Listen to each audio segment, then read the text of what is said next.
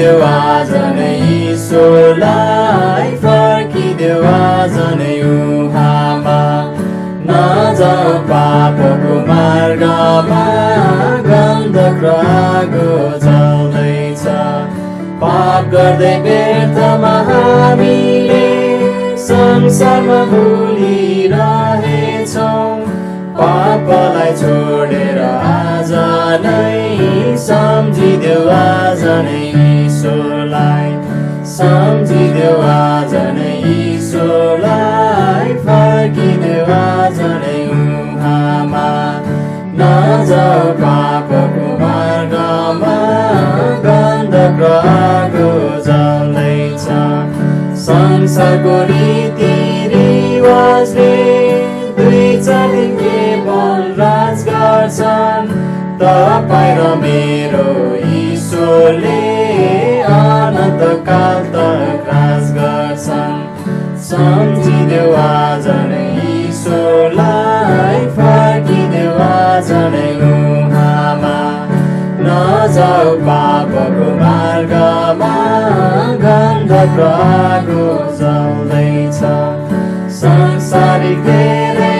मार्गले डरलाग्दो सागरमा पुर्याउँछन् जीवनको हरेक मार्गमा प्रभुले हामीलाई डोर्याउँछन् सम्झिदेऊ आज नै ईश्वरलाई फर्किदेऊ आज नै उहाँमा नजाऊ पापको मार्गमा गन्धक र आगो जल्दैछ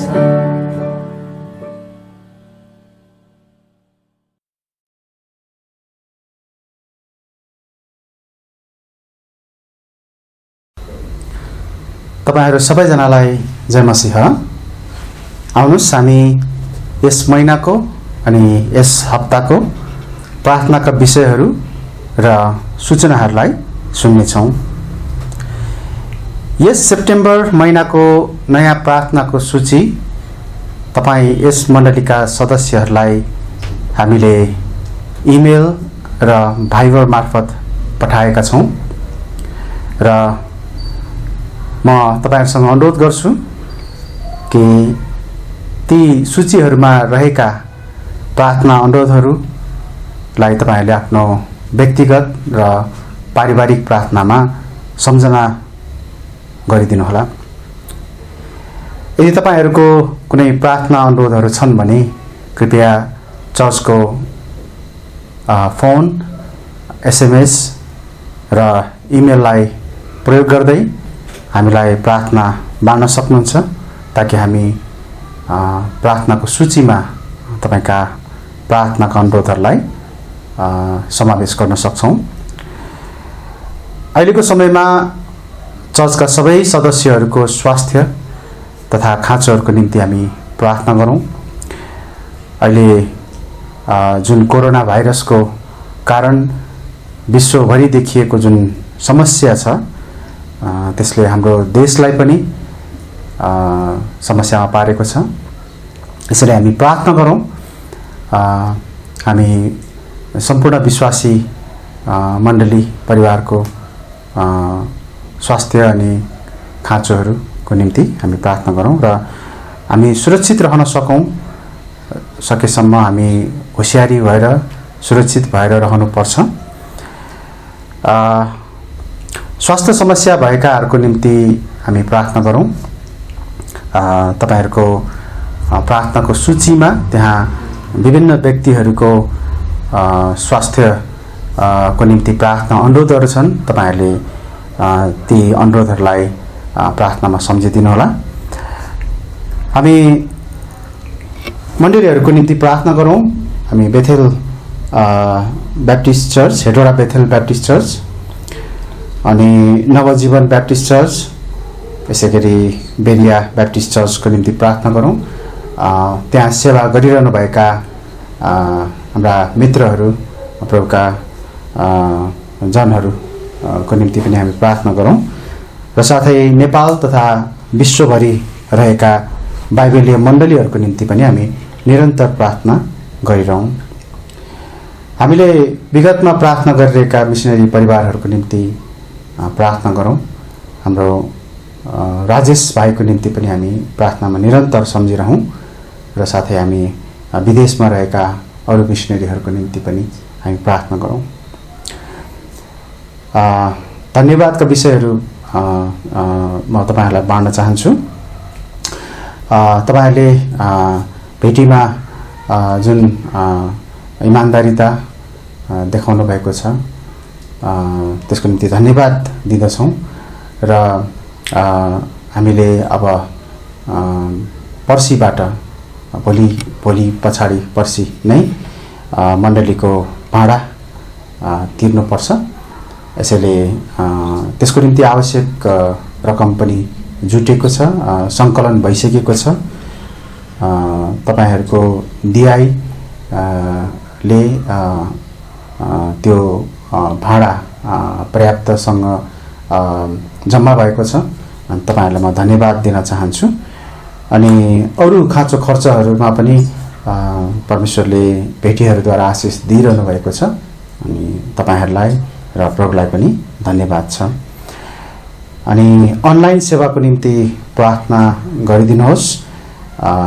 वर्तमान समयमा हामीलाई प्रभुले दिनुभएको यो माध्यमलाई हामी अझ बुद्धिमानी साथ अझ मेहनत र परिश्रम गर्दै सबैजनाको उन्नतिको निम्ति हामी अझ प्रयोग गर्न सकौं। साथै अनलाइन सेवाहरू तयार पार्नलाई सहायता गर्नुहुने सबै ख्रिस्टका सहकर्मी भाइ बहिनीहरूलाई पनि म धेरै धेरै धन्यवाद दिन चाहन्छु। अनि हामी अब यस हप्ताको निम्ति नयाँ पदमा छौं। हामीले गएको शनिबार पनि प्रयोग गरेका थियौं यस पदलाई।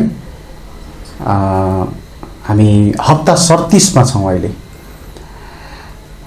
अनि पद यस्तो छ, आफैलाई इन्कार गर, आफैलाई इन्कार गर। मत्ती 16 अध्यायको 24 पद।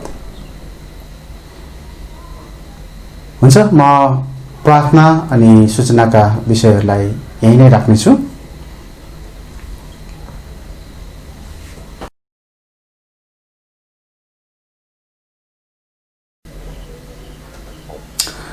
आउनुहोस् हामी वचनको भागमा अगाडि बढ्नेछौँ। आज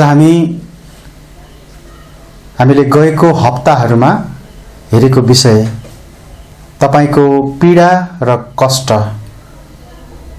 यस विषयलाई हामी हेर्न जाँदैछौँ र आज हामी यसलाई हेरेर यसबाट अध्ययन गरेर हामी अन्त पनि गर्नेछौँ। अर्थात् आज चाहिँ अन्तिम भाग हो र यस पाठको निम्ति हामीले यूहन्ना 16 अध्यायको 33 पदलाई हामीले प्रयोग गरेका थियौं चाबी पदको रूपमा र आज पनि हामी यस पदलाई फेरि सुरुमा पढ्नेछौं। यूहन्ना 16 अध्यायको 33 पद म पढ्नेछु। ममा तिमीहरूलाई शान्ति मिलोस् भनेर यी कुराहरू मैले तिमीहरूलाई भनेको हुँ। संसारमा तिमीहरूलाई संकष्ट हुनेछ, तर साहस गर, मैले संसारलाई जितेको छु। आउनुहोस् हामी प्रार्थना गरौँ अनि वचनको भागमा हामी अगाडि बढ्नेछौँ। म प्रार्थना गर्छु। हे हाम्रा स्वर्गमा बस्नुहुने पिता, तपाईं प्रभुले हामीलाई वास्ता गर्नुहुन्छ। हाम्रो हरेक अवस्थाहरूलाई तपाईं जान्नुहुन्छ अनि जसले तपाईं प्रभुलाई हेर्दछन् उनीहरूको जीवनमा जस्तो सुकै कष्ट र पीडाहरू आए तापनि तपाईंले तिनीहरूलाई साथ दिनुहुन्छ, सम्हाल्नुहुन्छ र तपाईं प्रभुमा हामी यही भरोसा गरेर हामी जिउँदछौं। प्रभु, आज पनि हामी हाम्रा पीडा र कष्टहरूको बारेमा अध्ययन गर्दैछौँ प्रभु। प्रभु हामी प्रार्थना गर्दछौँ आजको हाम्रो अध्ययनमा पनि जति कुराहरू हामी सिक्न जाँदैछौँ, हेर्न जाँदैछौँ, हामीलाई प्रभु तपाईँ बुझ्नमा र हाम्रो जीवनमा पालना गर्नको निम्ति मद्दत गर्नुहोस्। आशिष माग्छौँ प्रभु येशूको नाउँमा, आमेन। हामीले गत हप्तादेखि अथवा त्योभन्दा अगाडिको हप्ताहरूदेखि हाम्रा पीडा र कष्टहरूको बारेमा परमेश्वरको वचनबाट सिक्न सुरु गरेका थियौँ र हामीले यो विषय हाम्रो भावनाहरूको मुख्य भाग अर्थात् हाम्रो हृदयको केन्द्रमा नै प्रहार गर्ने विषय हो भनेर पनि हामीले हेरेका थियौँ। अर्थात् यो हाम्रो हृदयमा प्रहार गर्ने, हाम्रो हृदयमा यसले चाहिँ कार्य गर्ने त्यस्तो खालको विषय हो। सबै विश्वासीहरू विभिन्न प्रकारका जाँचहरू भएर जान्छन्। म अलिकति गएको हप्ताहरूमा हामीले हेरेका कुराहरूलाई दोहोऱ्याउन चाहन्छु। पुनरावलोकनको रूपमा हामी केही हेर्नेछौँ। हामीले हेरेका थियौँ कष्टबारे त्यहाँ गलत बुझाइहरू छन्। त्यहाँ यस्तो बुझाइ छ कि जब हामी क्रिस्चियन बन्छौँ तब हाम्रा समस्याहरूको अन्त हुन्छ। त्यहाँ केही पनि समस्या हाम्रो जीवनमा हुँदैन एउटा क्रिस्चियन भएपछि, त्यस्तो प्रकारको बुझाइ छ। कतिको बुझाइ चाहिँ तपाईँ हाम्रो पापहरूको कारणले गर्दा हामीले कष्टहरू भोगेका हुन्छौँ, त्यस्तो खालको गलत बुझाइ पनि छ। तर पनि मैले गएको हप्ताहरूमा बताएको थिएँ कि कतिपय अवस्थाहरूमा चाहिँ यी कुराहरू सत्य हुन्, तर सधैँ नै त्यस्तो चाहिँ हुँदैन। अर्को कुरा हामीले हेरेका थियौँ कि जाँचहरू खराब छन् भन्ने मानिसहरू पनि त्यहाँ छन् र त्यो पनि गलत हो। हामीले दोस्रो मुख्य बुँदा हेरेका थियौँ किन कष्ट परमेश्वरको योजनाको हिस्सा हो र हामीले त्यहाँ हेरेका थियौँ कष्ट चाहिँ एउटा निश्चितता अर्थात् यो आउँछ नै त्यस्तो प्रकारको कुरा हो। र हामीले हेरेका थियौँ विश्वासीहरूले सामना गर्ने सबै कष्ट परमेश्वरको सर्वोच्च नियन्त्रण मुनि र उहाँको सर्वोच्च योजनाभित्र पर्दछ।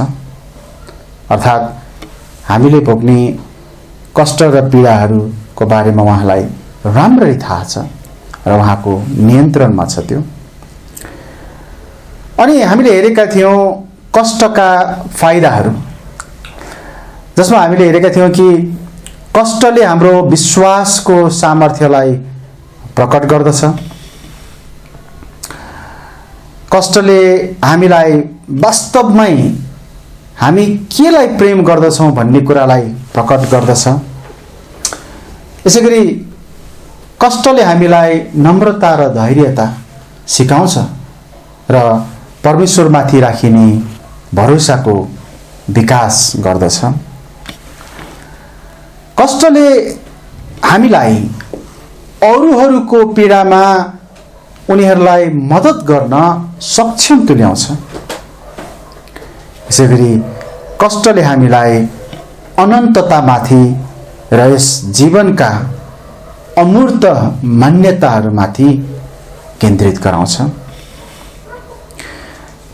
यसैगरी गएको हप्ता हामीले एउटा अर्को मुख्य बुँदालाई पनि हेरेका थियौँ, चोट लागेको मानिसलाई कसरी सहायता गर्ने।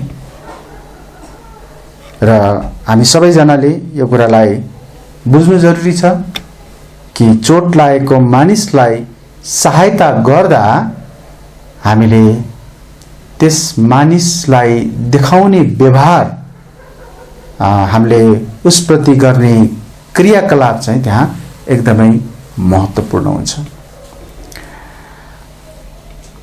आज हामी पाँचौं बुँदालाई हेर्दैछौँ र यो पाँचौं बुँदा चाहिँ कष्टसँगको व्यवहार, अर्थात् कष्ट पीडासँग हामीले कसरी व्यवहार गर्नुपर्छ। याद राख्नुहोस् है, प्रश्न चाहिँ यो होइन यदि कष्ट आयो भने, यदि कष्ट आयो भने होइन, प्रश्न त्यो होइन।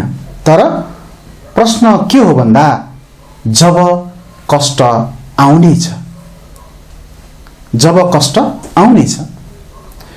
बुझ्नुहोस् है म के भन्दैछु। हामीले सोचौँला यदि कष्ट आयो भने त्यसको अर्थ आउन पनि सक्छ, नआउन पनि सक्छ। तर अर्कोतर्फ जब कष्ट आउनेछ त्यसको अर्थ चाहिँ के हो भन्दाखेरि निश्चय नै हाम्रो जीवनमा कुनै न कुनै समय कष्ट आउनेछ। यस्तो भ्रममा नपर्नुस् कि कष्ट आउन पनि सक्छ, नआउन पनि सक्छ। तर सत्यता यो हो कि एउटा क्रिस्चियनको जीवनमा कष्ट र पीडाहरू आउने गर्छन्। अय्युब 5 अध्यायको 7 पदले के भन्दछ एकचोटि हामी ध्यान दिउँ न। अय्युब 5 अध्यायको 7 पद, तरै पनि आगोका झिल्काहरू मास्तिर उडे झैं मानिस दुःखकै निम्ति जन्मन्छ। मानिस के को निम्ति जन्मन्छ? दुःखकै निम्ति जन्मन्छ। यसुले उहाँको पहाडी उपदेश, उहाँको सत्यतामा ध्यान दिनु भन्ने चेतावनीका साथ अन्त गर्नुभयो। तपाईले पढ्न सक्नुहुन्छ मत्तीको पुस्तकमा उहाँका पहाडी उपदेशहरू, उहाँले त्यहाँ उहाँले दिनुभएका सत्यताहरूलाई ध्यान दिनु भनेर उहाँले भन्नुभएको छ। जसले ती सत्यताहरूलाई पछ्याउँछन् तिनीहरू चाहिँ आफ्नो घर चट्टानमाथि बनाउने मानिस जस्तै छन्। तर जसले यसलाई इन्कार गर्छ तिनीहरू चाहिँ बालुवामाथि बनाउने जस्ताहरू हुन्। अनि पानीहरू पर्छ, भेल आउँछ, अनि के हुन्छ? कोही खडा रहनेछन् र अरूहरू ढल्नेछन्। यसरी जाँचहरू आउँदैछन्। यदि तपाईको जीवनमा जाँच आएको छैन भने आउँदैछ, तयार हुनुहोस् त्यसको निम्ति। तर कसरी त? कसरी तयार हुने? कष्टसँगको व्यवहारको बारेमा हामीले हेर्दाखेरि सुरुमा नै हामीले परिचयमा के हेरेका थियौँ भन्दाखेरि हामीले कष्टलाई स्वीकार्नुपर्छ। कष्टलाई हामीले इन्कार,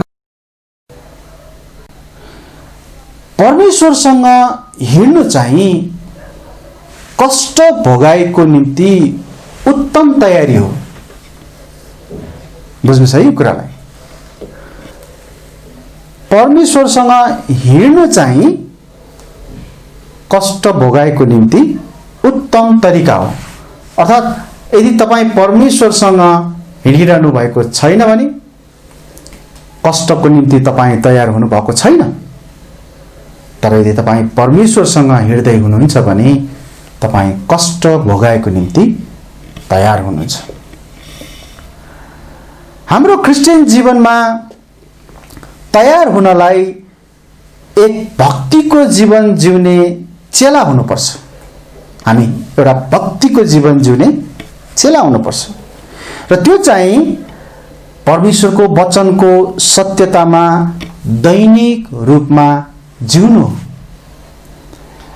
परमेश्वरको वचनको सत्यतामा दैनिक रूपमा जिउनु भनेको चाहिँ कस्तो हो त भन्दा एक समर्पित क्रिस्चियन भएर बलिदान युक्त जीवन जिएर वचनबद्ध भएर अर्थात् आफूले बोलेका कुराहरूलाई दिएका वचनहरूलाई पूरा गर्ने अनि एउटा विजयी क्रिस्चियन जीवनको रूपमा हामीले चाहिँ दैनिक रूपमा परमेश्वरको सत्यतामा जिउन सक्छौँ। अर्को एउटा कुरा यहाँ आउँछ, पापबाट अलग भई जिउनुहोस्। हाम्रो दैनिक जीवनमा यो जरुरी छ। आत्माले भरपूर रहनुहोस्।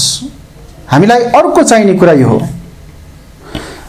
तपाईको इच्छालाई परमेश्वरमा सुम्पनुहोस्, विश्वासयोग्य भई उहाँको सेवा गर्नुहोस्।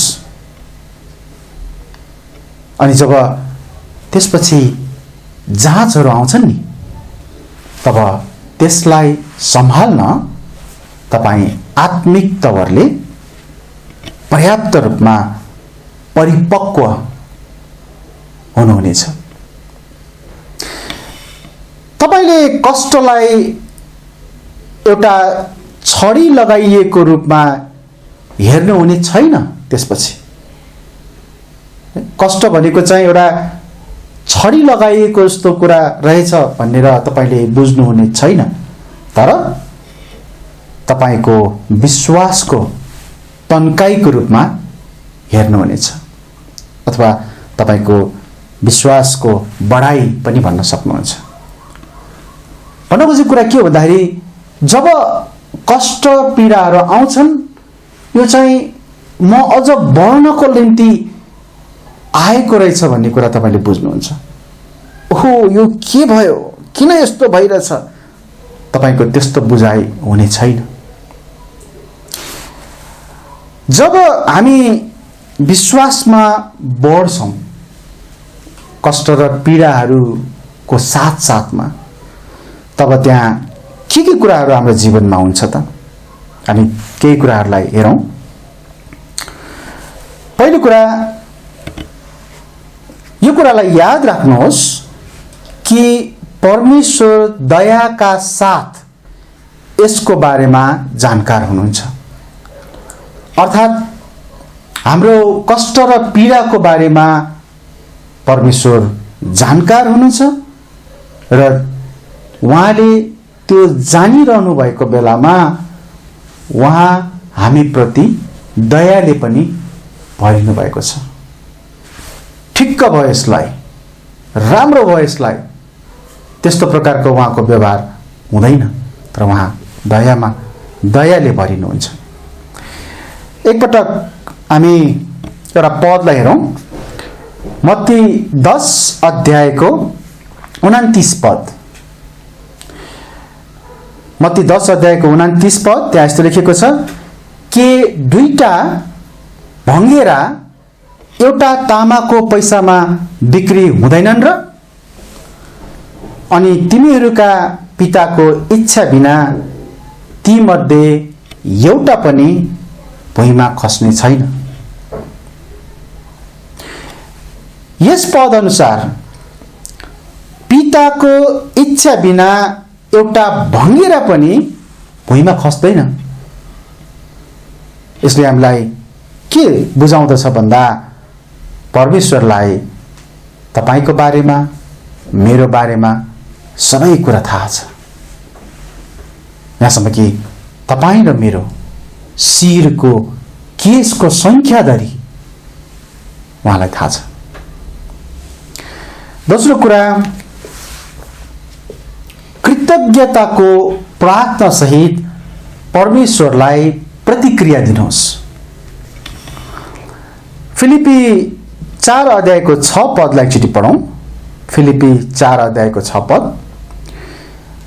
कुनै कुराका निम्ति फिक्री नगर, तर हरेक कुरामा प्रार्थना र अन्तर्विन्तीद्वारा तिमीहरूका मागहरू धन्यवाद साथ परमेश्वर कहाँ जाहेर गरिउन्।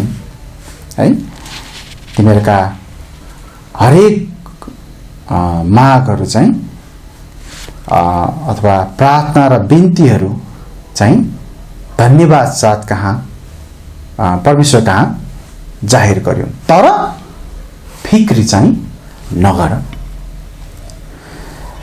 जाँचको निम्ति धन्यवादी हुनु चाहिँ चिन्ता र तनावको विरुद्धमा एउटा बलियो प्रतिरोध हो।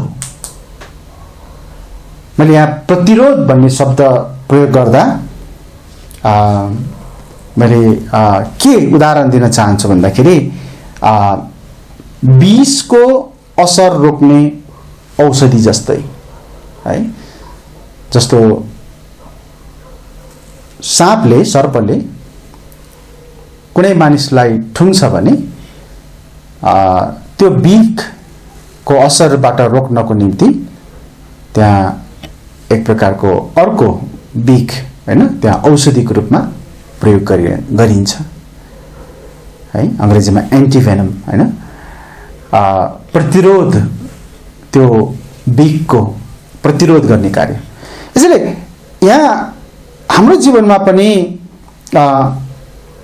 धन्यवादी चाहिँ कस्तो कुरा रहेछ भन्दाखेरि चिन्ता र तनावको विरुद्धमा एउटा औषधि जस्तो हो। त्यो चिन्ता र तनाव चाहिँ एक प्रकारको विष हो, तर धन्यवाद चाहिँ परमेश्वरलाई चढाइने धन्यवाद चाहिँ एउटा बलियो प्रतिरोधको रूपमा एउटा औषधि जस्तो। फिलिपी 4 अध्यायको 7 पदमा हेर्नुभयो भने त्यहाँ धन्यवादी हृदयको परिणामको बारेमा त्यहाँ उल्लेख गरिएको छ है। धन्यवादी हृदयको परिणाम र त्यो परिणाम चाहिँ त्यहाँ म पढ्ने छैन यो पद, त्यहाँ लेखिएको छ परमेश्वरको शान्ति है, परमेश्वरको शान्ति। फिलिपी 4 अध्यायको 6 पददेखि 7 पदले हामीलाई सिकाउँछ कि परमेश्वर मुख्यतः हाम्रो हृदयको स्वभावको बारेमा ध्यान दिनुहुन्छ। तर हाम्रो तत्कालको चाहना, लहट भन्छ नि हैन, तत्कालको चाहनालाई उपलब्ध गराउनुहोस् भनेर तुरुन्तै उहाँले जवाब दिनुहुन्न हैन। हामीलाई कहिलेकाहीँ तत्काल चाहियो, अहिले चाहियो जवाब, उहाँले त्यस्तो प्रकारले जवाब दिनुहुन्न। तर हाम्रो हृदय को स्वभाव कस्तो छ, हामी कति शान्त छौँ, कति धैर्य गर्छौँ, त्यो कुरा उहाँले जाँच्नुहुन्छ। हेर्नुहोस्, कष्ट आउने नै छ, यसको निम्ति परमेश्वरलाई धन्यवाद दिनुहोस् र उहाँले तपाईलाई सिकाउँदै गर्नुभएको पाठहरूलाई है हेर्नुहोस्, ध्यान दिनुहोस्, के सिकाउँदै हुनुहुन्छ।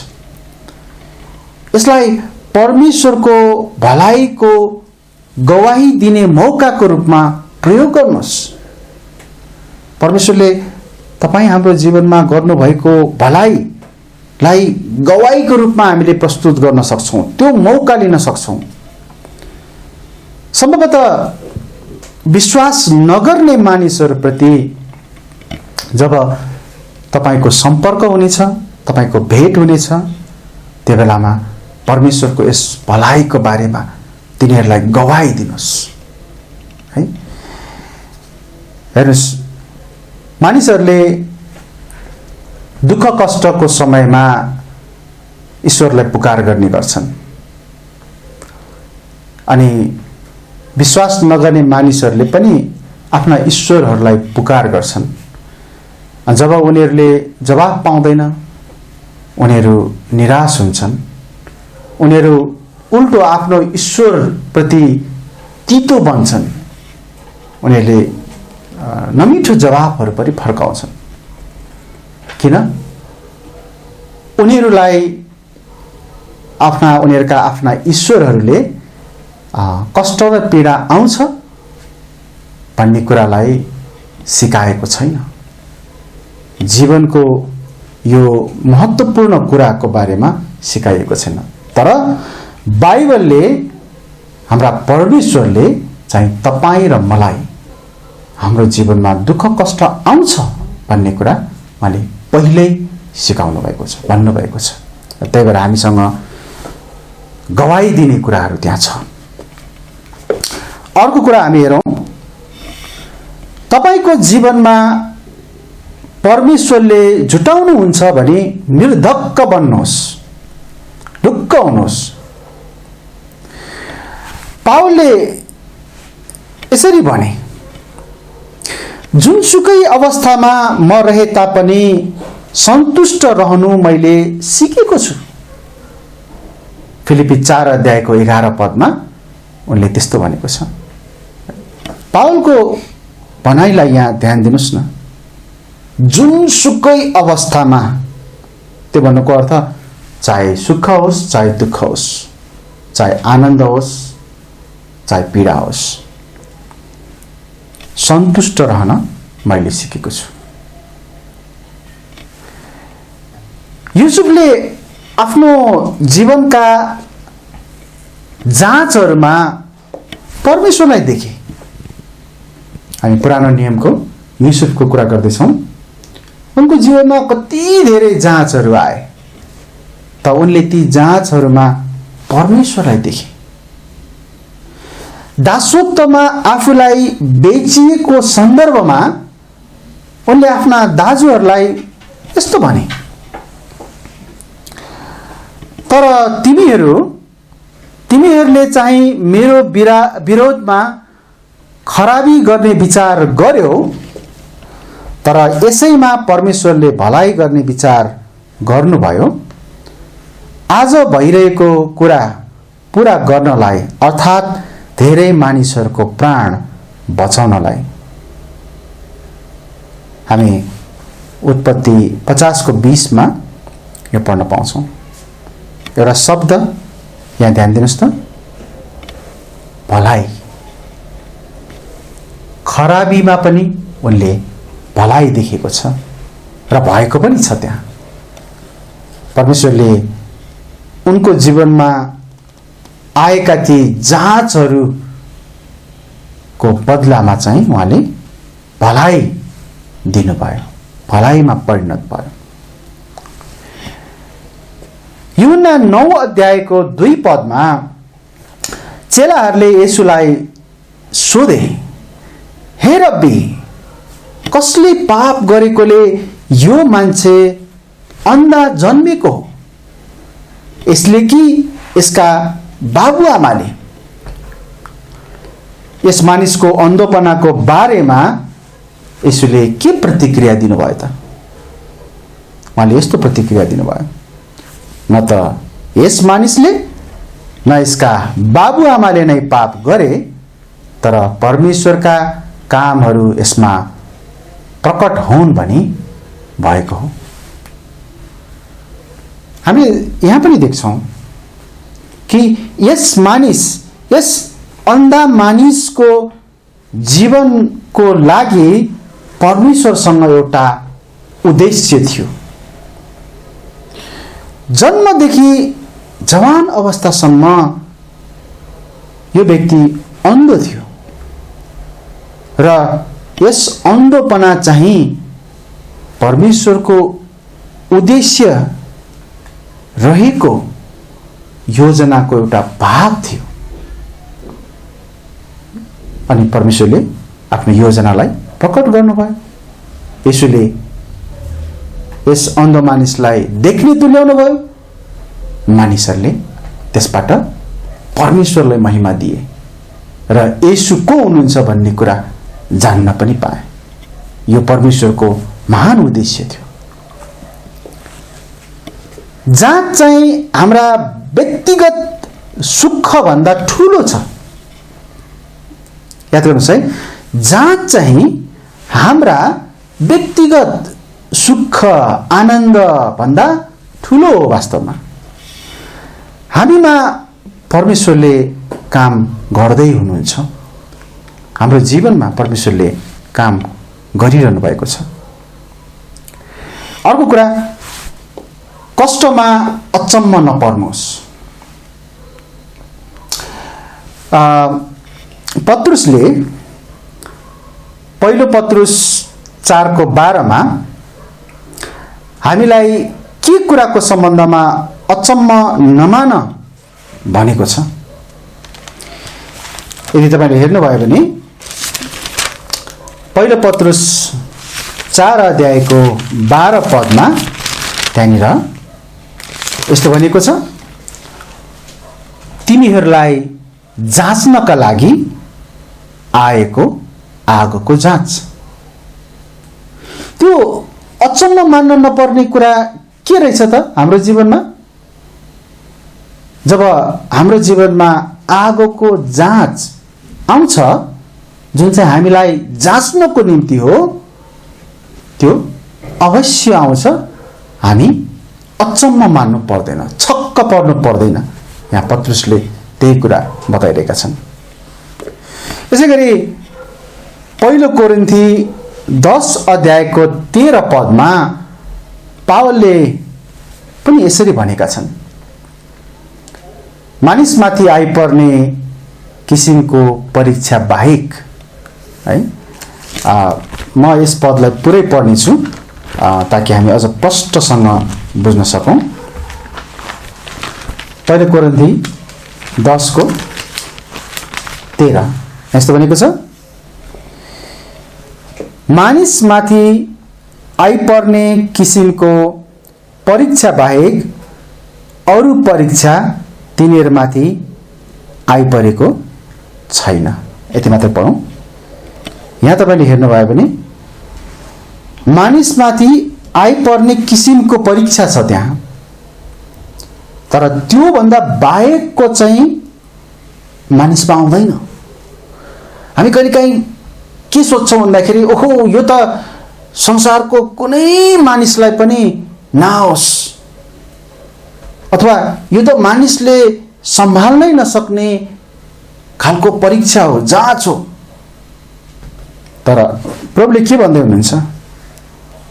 हामीले सम्हाल्न नसक्ने खालको चाहिँ आउँदैन, किनकि प्रभु जान्नुहुन्छ। यसैले जब हामीमा कष्ट आउँछ, हामी अचम्म पर्नु हुँदैन। अर्को कुरा, दुःखमा आनन्द मनाउनुहोस्। पहिलो पत्रुस 4:13 तपाईले हेर्नुभयो भने हामीले दुःखमा आनन्द मनाउनको निम्ति यहाँ सिकाइएको छ।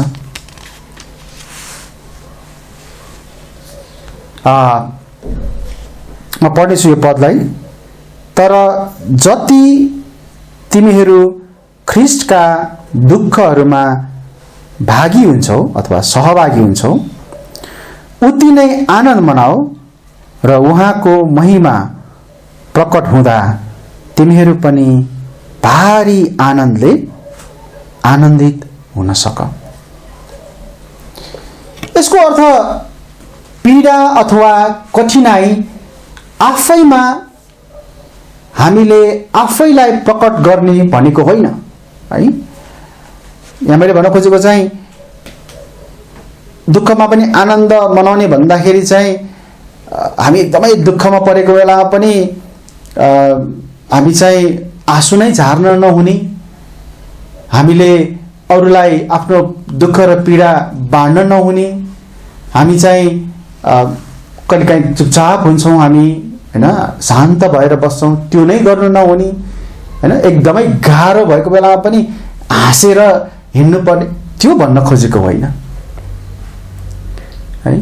तर दुःखहरूमा आनन्द मनाउनुस् भनेको चाहिँ जब हाम्रा जाँचहरू आउँछन् र जब त्यसको परिणामहरू त्यहाँ आउँछ, जब हामी त्यसमा सम्हालिएर बसेका हुन्छौँ, मतलब हामी चाहिँ त्यसमा प्रभुमा भरोसा राखेर बसेका हुन्छौँ र जब असल परिणाम त्यसले ल्याउँछ, तब हाम्रो आनन्द त्यहाँ प्रकट हुन्छ। त्यहाँ आनन्द मनाउनुहोस् भन्नुको अर्थ त्यस्तो हो। कष्टमा हामीले आफूलाई ख्रीष्टसँगै चिनाउन सक्छौँ र जब उहाँ फेरि आउनुहुन्छ तब हामी छुटकारामा अनन्त को छुटकाराको निम्ति हामी अत्यन्तै आनन्दित हुन्छौँ। एउटा निको नहुने रोगको पीडालाई कल्पना गर्नुहोस् न। यदि तपाईँ हामीमा कसैमा निको नहुने रोग छ भने एकचोटि विचार गर्नुहोस् त, त्यो रोगको बीचमा पनि येशूको आगमनलाई हामीले सम्झन सक्छौँ, विचार गर्न सक्छौँ। र यही बेला नै यदि प्रभु आउनुभयो भने, यदि तपाईँ ममा कसैमा यदि यस्तो खालको रोग पीडा छ भने त्यो त प्रभु आउने बेलामा त हट्यो, पीडा हट्यो। त्यो कति आनन्दको दिन हुनेछ, त्यो समय कस्तो आनन्दको हुनेछ। एउटा उदाहरणको निम्ति मैले तपाईँलाई यो बताउँदैछु। यसै गरी कष्टमा हुँदा परमेश्वरमा भरोसा गर्नुहोस्। पहिलो पत्रुस 4 अध्यायको 19 पदमा यस्तो भनिएको छ, म पढ्नेछु। पहिलो पत्रुस 4 अध्यायको 19 पद, यसै कारण जसले परमेश्वरको इच्छा मुताबिक दुःख भोग्छन् उनीहरूले असल काम गर्दै आफ्ना प्राणहरूलाई विश्वासयोग्य सृष्टिकर्ताको हातमा सुम्पिदिउन्। मैले यहाँ देखाउन खोजेको शब्द चाहिँ सुम्पिदिउन् भन्ने शब्द हो। र पनि अझ यो पदमा माथिको खण्ड चाहिँ अझ झन् चाखलाग्दो छ। त्यहाँ भनिएको छ परमेश्वरको इच्छा मुताबिक दुःख भोग्छन्। यहाँ यो दुःख दुष्टबाटको होइन है, यो दुःख परमेश्वरको इच्छाबाट नै आएको। तर साथसाथै यहाँनिर त्यो दुःखमा पनि हामीले जब आफूलाई परमेश्वरमा सुम्पन्छौँ, त्यो भनेको छ। सुम्पनु शब्दको अर्थ चाहिँ बैंक मा प्रयोग गरिने शब्दसँग यो सम्बन्धित छ। अर्थात् सुरक्षित राख्नको निम्ति चाहिँ जम्मा गर्ने कार्यलाई सुम्पने कार्य भनेर भनिएको है। अर्थात् हाम्रो जीवनलाई परमेश्वरमा हामीले सुम्पन्छौँ भने त्यो सुरक्षित छ। उहाँले सुरक्षित साथ हाम्रो जीवनलाई सम्हाल्नुहुन्छ। पीडित व्यक्तिहरूसरी हामीले परमेश्वरको हेरविचारमा आफूलाई सुम्पिनु भनी पत्रुसले हामीलाई यहाँ सल्लाह दिँदैछन् है। परमेश्वरले हेरविचार गर्नुभएको होस् भनेर आफूलाई परमेश्वरमा सुम्पनुहोस्। यहाँ पत्रुसले त्यही कुरा सल्लाह दिइरहेको छ। लुका 22 अध्यायको 42 पदमा येशूले गेत्सेमनीको बगैँचामा कसरी प्रार्थना गर्नुभयो, के प्रार्थना गर्नुभयो, एकचोटि विचार गर्नुहोस् त। उहाँले प्रार्थनामा यसरी भन्नुभयो, प्रार्थनाको अन्तमा, तरै पनि मेरो इच्छा होइन तर तपाईको इच्छा पुरा होस्। हेर्नुहोस्, हामीले कहिले पनि प्रभु मेरो इच्छा पुरा होस्, मेरो चाहना पुरा होस्, मेरो मागलाई, मेरो बिन्तीलाई तपाईले सुन्नै पर्छ, त्यस्तो हुनु हुँदैन। मेरो इच्छा होइन तर पिता तपाईको इच्छा पुरा होस्। जसरी प्रभु येशूले भन्नुभयो त्यसरी नै हामीले भन्नुपर्छ। र अन्तिम हेर्नेछौँ हाम्रो यो मुख्य बुदाको यो अन्तिम उपबुदा, परम प्रभुको बाटो हेर्नुहोस्। भजन संग्रह 27 को 14 लाई एकचोटि पढौं। त्यहाँ यस्तो लेखेको छ, परमप्रभुको बाटो हेर, साहसिला हो र उहाँले तिम्रो हृदय बलियो पार्नुहुनेछ। म भन्दछु परमप्रभुको बाटो हेर। हामीले कष्ट, पीडा, जाँचहरूको अवस्थाहरूमा हामीले हेर्नुपर्ने भनेको एक ठाउँमा मात्र हो, एकतर्फ मात्र हो, परमप्रभुतर्फ, उहाँमा मात्रै हामीले हेर्नुपर्छ।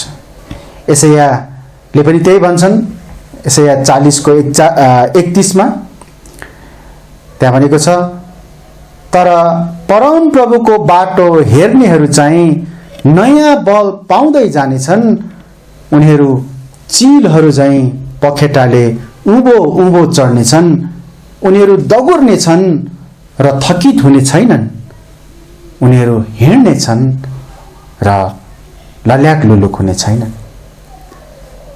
परमप्रभुको बाटो हेर्नेहरू यो नयाँ बल पाएर चाहिँ बलियो हुने कुरा यहाँ बताइएको छ। म निष्कर्षमा आउँछु। आज हामीले सिक्यौँ कि हाम्रा कष्टहरूसँग हामीले कसरी व्यवहार गर्नुपर्छ है। कष्ट आउँछ, पीडा आउँछ, तर त्यसलाई कसरी लिने त, कसरी व्यवहार गर्ने त। हामीले कष्टलाई प्रियहरू स्वीकार गर्नुपर्छ।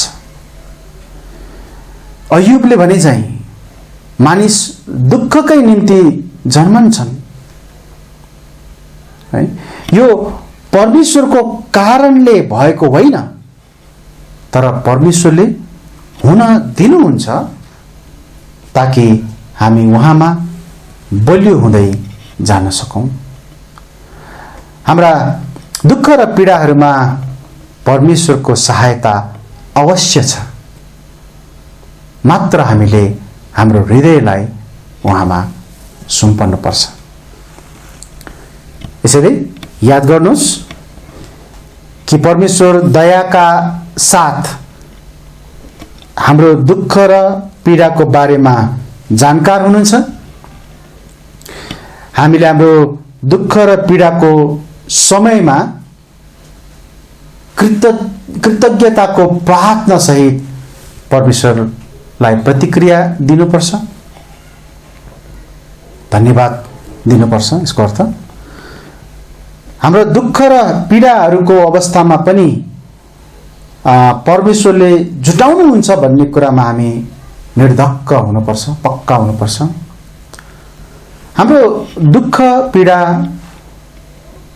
कष्ट पीडामा अचम्म नपर्नुहोस्, हामी अचम्म पर्नु हुँदैन। हाम्रा दुःख र कष्टहरूमा हामी आनन्द मनाउँ, हाम्रा दुःख कष्ट पीडाहरूमा परमेश्वरमा भरोसा राखौँ र सधैँ नै हाम्रो दुःख र पीडाहरूमा परमप्रभुको बाटो हेरौँ। म आशा गर्दछु हाम्रो यस पाठले हामी सबैलाई हाम्रो जीवनमा आउने कष्ट र पीडासँग हामीले कसरी व्यवहार गर्नुपर्छ, हामीले हाम्रो कष्ट र पीडालाई कसरी बुझ्नु पर्दछ भन्ने कुरालाई हामीले बुझ्न सकेका हौँ। हामी एकअर्काको निम्ति प्रार्थना गरौँ। पक्कै पनि तपाईहरू कतिजनाको जीवनमा दुःख कष्टहरू अहिले आइपरेको छ। हामी तपाईहरुको निम्ति प्रार्थना गर्नेछौँ। एकअर्काको निम्ति हामी प्रार्थना गरौँ र यी सिकेका कुराहरूलाई यदि हामी ध्यान दिन्छौँ, मनन गर्छौँ भने निश्चय नै दुःख र पीडाहरूबाट हामी खुसी साथ, आनन्द साथ हामी छुटकारा पाउन सक्छौँ। प्रभुले हामीलाई सहायता गर्न सक्नुहुन्छ। आउनुहोस् म प्रार्थना गर्छु, त्यसपछि हामी आजको वचन र आजको सेवालाई पनि हामी अन्त गर्नेछौँ। म प्रार्थना गर्छु। हे हाम्रो स्वर्गमा बस्नुहुने पिता, प्रभु तपाईँ हाम्रो प्रेमिलो पिता हुनुहुन्छ र तपाईलाई पछ्याउनेहरूलाई तपाईले सधैँ नै वास्ता गर्नुहुन्छ प्रभु। हामी तपाईका सन्तान हौं। तपाईं र हाम्रो सम्बन्ध मात्र ईश्वर अनि मानिसको होइन, तर पिता र छोराछोरीहरूको रूपमा रहेको छ। तपाईका प्रियहरूलाई तपाईं आफ्नो छातीमा राख्नुहुन्छ अनि तपाईको प्रियहरूलाई कष्ट र पीडाहरू आउँदा तपाईं खुसी बन्नुहुने होइन, तर तपाईले ती कष्ट र पीडाहरूबाट हामीले सिक्न सकौं र तपाईसँग अझ नजिक हुन सकौं भनेर तपाईले हुन दिनुहुन्छ। तर त्यसमा तपाईले विजय हुने बाटो पनि दिनुहुन्छ। जसले तपाईमा भर पर्छ, जसले तपाईको बाटो हेर्दछ, जो तपाईमा जिउँदछ, उसले अन्तगत्तो विजय प्राप्त गर्छ। युसुफले जस्तै हामी यस्ता उदाहरणहरू बाइबलमा धेरै पाउँछौं प्रभु। हामी सबैको जीवनमा पीडा र कष्टहरू छन् प्रभु, तर हामीले यसलाई कसरी लिन्छौं त्यो कुरा हामीले बुझ्नु चाहिँ जरुरी छ। म प्रार्थना गर्दछु यस पाठले, यस अध्ययनले तपाईका सबै प्रियहरूलाई आफ्ना कष्ट र पीडाको बारेमा बुझ्नको निम्ति मद्दत मिलेको होस् र हरेक अवस्थाहरूमा तपाईलाई नै हेर्ने तुल्याउनु भएको होस्। धन्यवाद छ तपाईको वचनको निम्ति। यसपछिको बाँकी समय तपाई प्रभुकै चरणमा राखेर आशीष माग्छौं प्रभु येशूको नाममा, आमेन। हुन्छ, तपाईहरु सबैजनालाई जय मसीह। हामी फेरि अर्को संगतिमा भेट्नेछौं।